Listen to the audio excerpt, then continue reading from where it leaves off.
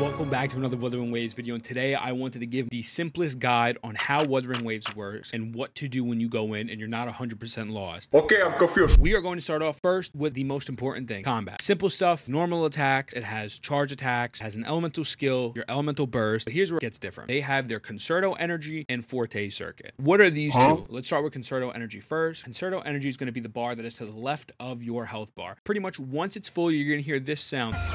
Once you hear this gong, you're going to see the other party members on the right side flashing. That means when you swap out to them, the character that is on field is going to do an outro skill, and the person coming in is going to do an intro skill. Intro, outro skills are unique to every character. Some outro skills are going to give you, just do straight up more DPS. Some outro skills are going to do supports. They might heal you.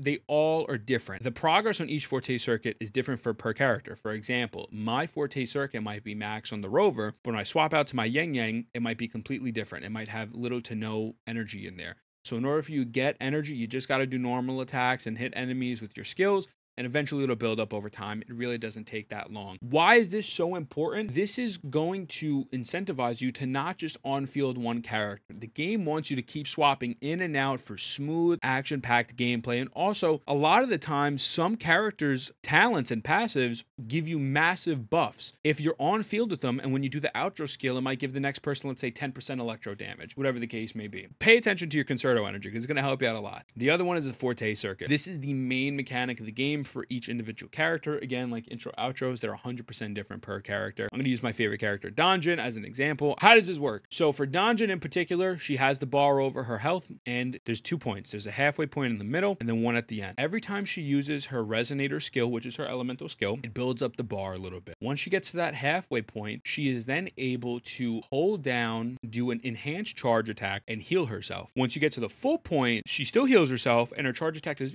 even more damage. So again, every character is different. So when you get into the game and you want to see what the characters are like, don't only just pay attention to the skills and their burst, you have to pay attention to their Forte Circuits, whether go into a trial with them and then they'll show you how it works, or if you just read through their kits. It's very important to understand that if you're going for a character, you gotta like their Forte Circuit, because it's a core of the gameplay. If you don't like it, your best bet's to probably not go with that character. Now, the other big part of the game is parrying and dodging. When you see this gigantic yellow circle around an enemy, you want to either do a normal attack or a plunge attack at the same exact time they're about to hit you, and then you'll parry them, giving you an entryway for DPS. So this is really used against like much bigger bosses, and you see like that gigantic circle and like, bam, okay, I got you, you stupid Son of a bitch. Perfect dodging, pretty simple. They're gonna attack, you just dodge, you know what I'm saying? You get out of there, you get out of sight. It slows down the enemy for a second, and it gives you another entry point to just do more damage. So now, with each character, they have their own unique weapon and their own elements. So let's go over both of those real quick. For the weapons, we have a total of 5. We have the Broadblade, which is the Claymore for Genshin Impact players. We have the Sword, Pistols, Gauntlets, and Rectifiers, which is a Catalyst for Genshin Impact players. So someone like Kokomi or Nuvalet, or whatever the case may be. The only characters that cannot parry are pistol characters. Every other weapon type can parry. Now the elements. The elements are Aero, Electro, Fusion, Glacio, Havoc, Spectro. To my understanding, it's really just like you can't do, like, let's say if a character has Glacio damage,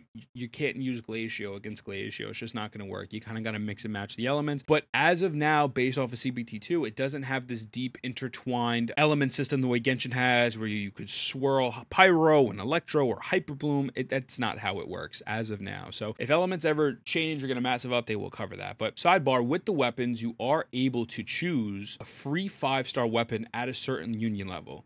Shout out to SipSip7 for this graphic. We're going to be using a bunch of his graphics throughout the video. These are all of the weapons that you're able to choose from this. I'm going to be perfectly honest with you. If I had to give you an opinion, I would say you choose either Emerald of Genesis, which is the sword, or you choose the Static Mix, which is the pistol. They both start off with crit rate. You want anything with crit rate, so that way you crit as much as possible, you do more damage. If you don't, for example though, if you see that you get Gion early, hey, maybe I'm not going for his weapon, you want a broadsword, it's not bad. It can work. I don't think the weapons are going to play a massive role in the game compared to how they do in Genshin. Obviously, they'll be important, like their passives, but I think a lot of the times they might just be mainly for stat 6, at least as of now. That's the vibe I got from playing CBT2, but that's what I would do personally. Pick whichever you feel is best. Now, shout out to Genshin memes on Twitter This is a really great graphic that they dropped that I wanted to go over real quick before we get into the gacha system. So this is pretty much going over everything in Wuthering Waves and then comparing it to Genshin Impact. So their Asteroids, their Primo Gems, that's their premium currency. Lunites, the Genesis Crystals. Don't do it. Don't spend the money. Don't have any Lunite on your account. Lustrous Tides are going to be the standard banner. Radiant Tides are the Intertwined Fates, that's the limited banner. And then Forging Tide, weapon banner currency. Wuthering Waves has their own weapon banner, which we'll get to after. Genshin doesn't have that, so there's nothing there. So just know that you see Forging Tide, that is the weapon banner limited currency. Shell credit is the Mora. Resonance potion is your hero's wit, so that's what you're going to be using to level up your characters. Energy cores is the enhancement cores, which you use to level up weapons. Sonance caskets and Oculus. Collect these.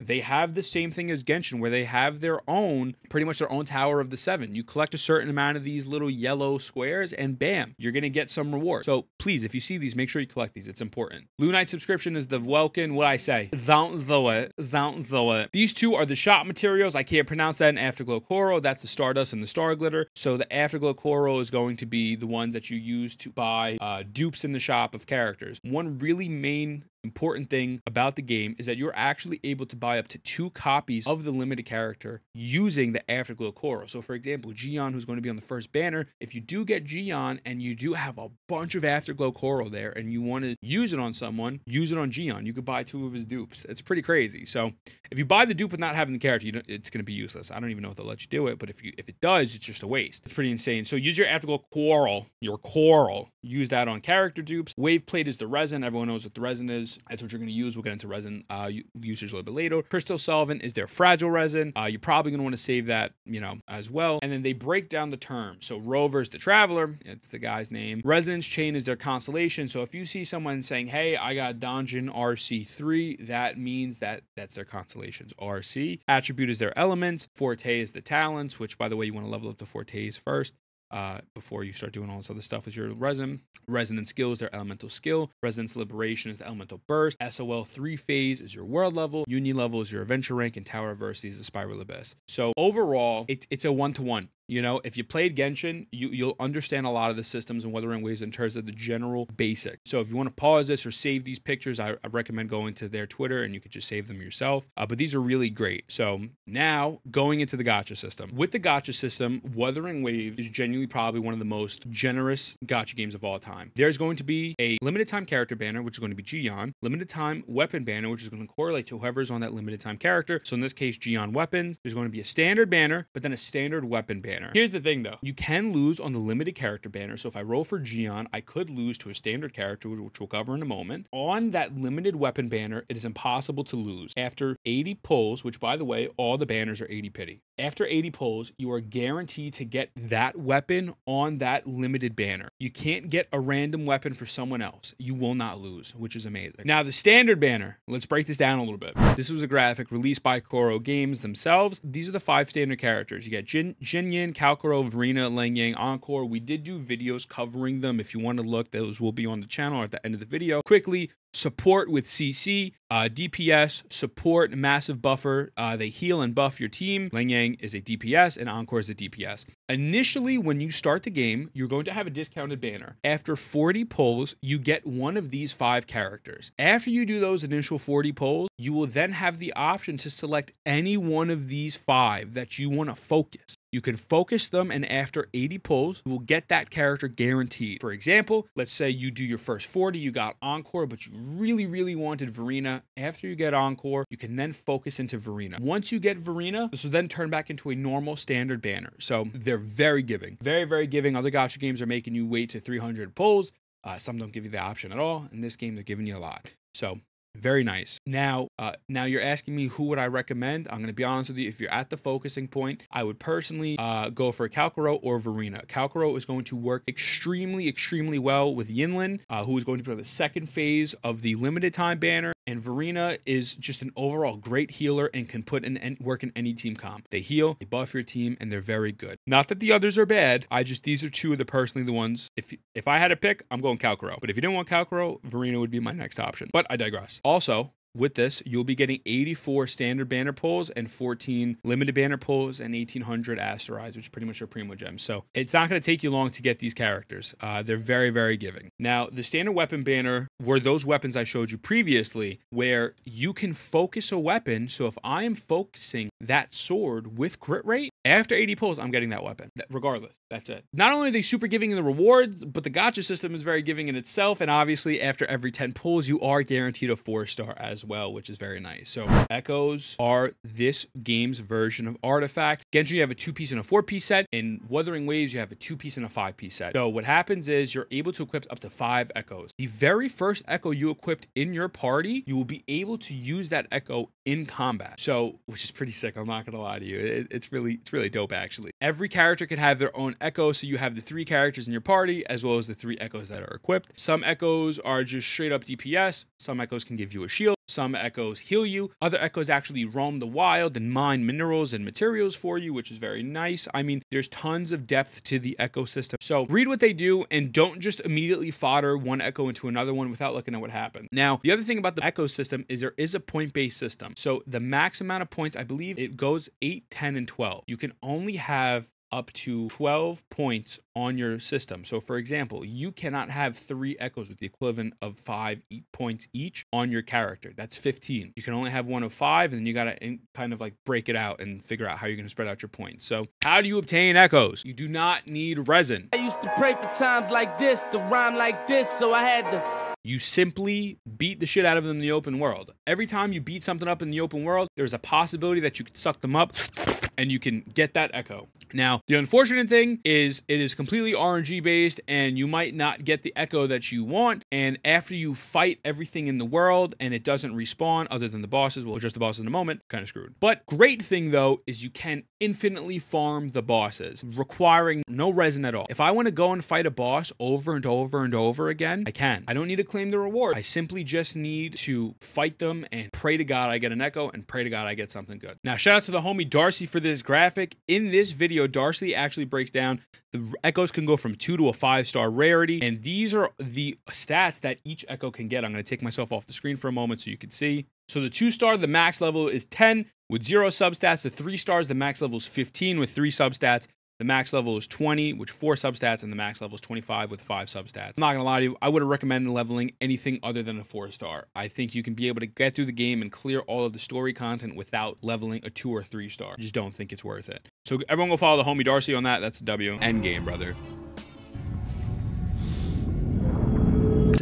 For Endgame, there's 3 types. There's Tower Adversity, which is their version of Spiral Abyss. There is Depth of Elusive Realms, which is pretty much their version of the Elysium Realm from Honkai Impact. And there is Hologram Bosses. Pretty much there's Spiral Abyss. You need 9 characters built. So you need 3 teams of 3, because what happens is every time after you use one character in one level, their energy goes down. Their energy level starts as 10, and every time you use them, it goes lower. So eventually it's going to get to 0 to the point where you cannot use them anymore. The good thing about this game is you're pretty much getting 8 characters for free. So initially what happens is you get 6 characters right off the bat. You're going to get Rover. Again, shout out to SipSip7 for an amazing graphic. You get the Rover, you get Chixia, Baiji, who is a healer, you get Yang Yang, who's CC, Sanhua, you get Yanwu from the Spiral Abyss activity, but you're also getting that initial 5-star from the standard banner for 40 pulls, and then you could do the focusing and get that character that you're selecting. So you're pretty much getting 8 characters for free. All you need is 1 more, and obviously as time goes on, you will get that 9th character, whether you're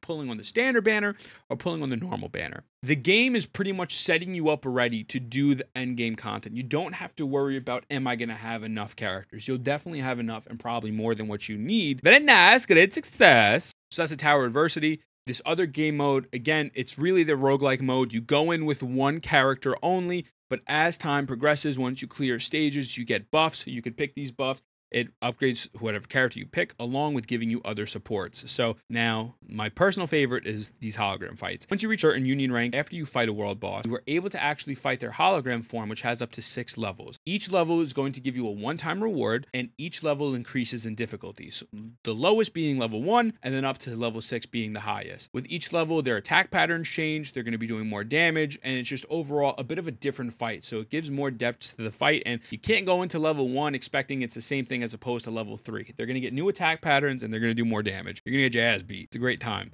So for the endgame hardcore players, you got 3 modes right off the bat. Now for the resin, what should you focus on? Because, you know, in Genshin, a lot of people say don't use your fragile resin until AR45, right?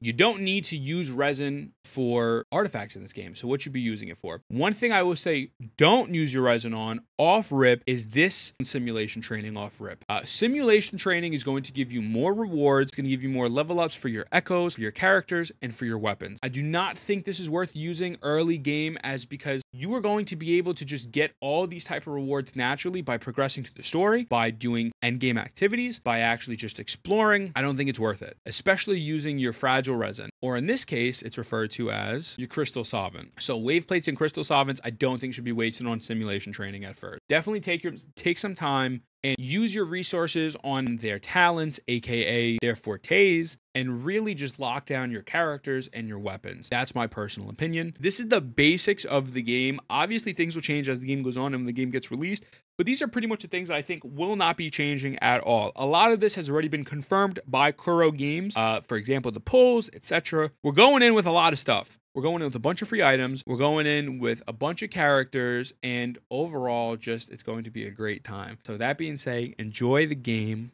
and I love you, and I'll see you in the next one. Mwah.